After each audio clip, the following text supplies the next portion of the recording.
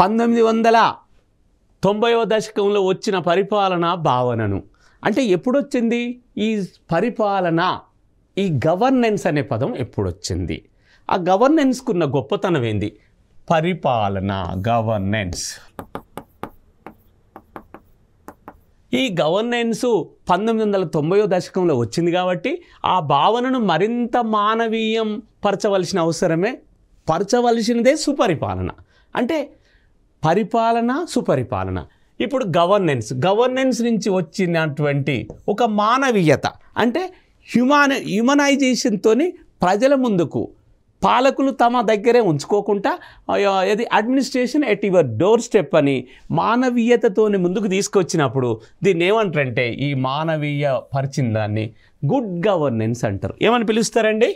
Governance నుంచి వచ్చిందే good governance.